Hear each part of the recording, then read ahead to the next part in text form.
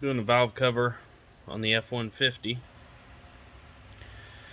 Doing the driver's side this time. It's a little more difficult than the passenger side. Did the passenger side, I don't know, maybe 6 months ago or so. I made the mistake of buying valve cover gaskets for the truck. It's a 15 F150 with the 3.5 ecoboost. Do not buy valve cover gaskets, as there's a good chance you're gonna break the plastic valve covers. They're cheap enough. They're, I don't know, maybe 120 bucks a piece at the dealer versus like 50-60 bucks for a gasket set. And at the dealer, it's gonna come loaded. So it comes with all your new seals, all the new bolts. Good to go. So what I like to do, put a little bit of new oil on your spark plug seals and your cam actuator solenoid seals before you put it on. There's the old one. And about 6 months ago, that passenger side was, I thought it was leaking. I had a little bit of a oil on my oil pan rear main seal area, and followed it to the highest point. The highest point was the back side of that passenger valve cover. And once I got it off, I realized there's a vacuum pump on the back side of that valve cover that has a gasket on it also. You're going to want to replace that. That's a very common point to leak there. So I replaced that, replaced the valve cover. The driver's side is a little more difficult. Pretty much all you need is a 7mm for your hose clamps, things of that nature, to unhook your plumbing here. You'll need an 8mm and a 10mm 17 wrench for your fuel line, and 15 or 16mm wrench for this bolt right down there that holds the bracket.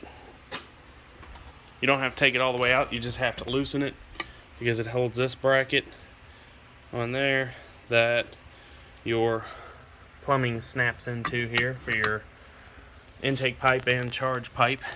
Loosen the connector down there and just pull that out of the way a little bit so that you can get to this one bolt here, because that's covered up. Another bolt that's covered up was this one here. You just remove that, has a little nut on it, and lift that out of the way.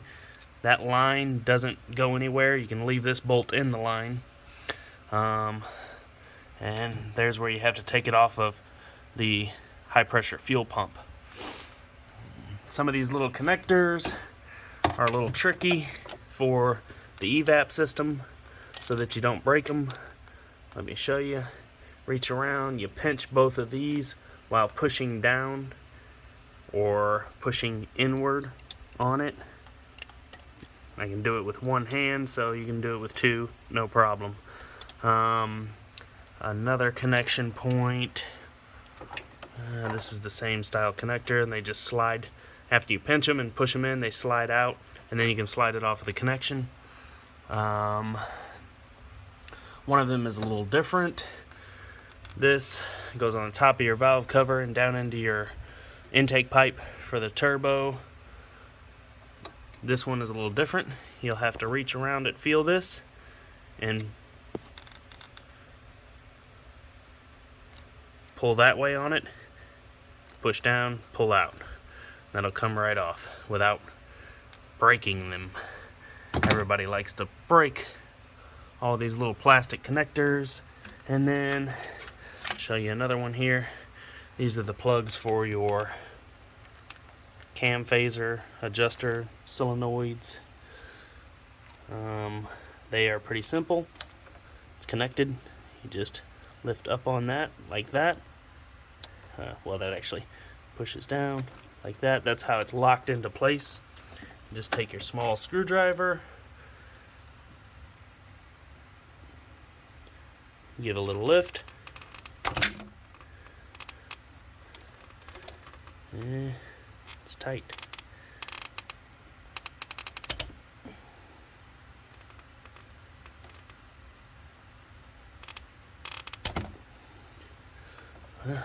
Easier said than done. You always end up breaking them, but just to show you, it can be done without breaking them. It's just a little rough.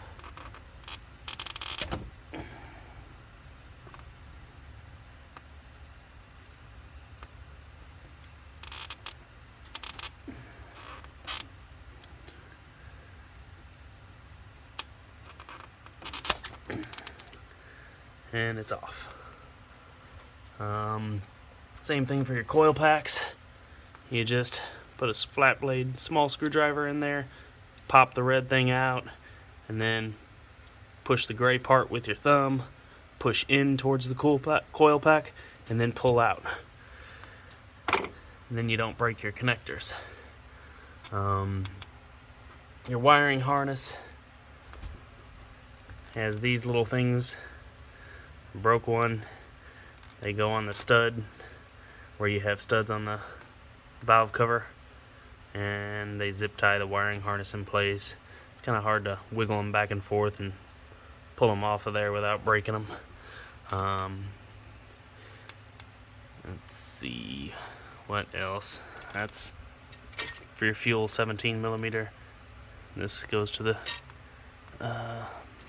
evap system. Here's your fuel feed line from the tank. Easy plastic connector. And on this driver's side, passenger side also, all you have to do, you only need a little bit of RTV where your cylinder head and timing cover come together here. I scraped the old stuff off. You don't have to worry about getting it perfectly clean. Just scrape it off and put a glob of RTV there and there before you put your valve cover on. And put her all back together and no more leaks.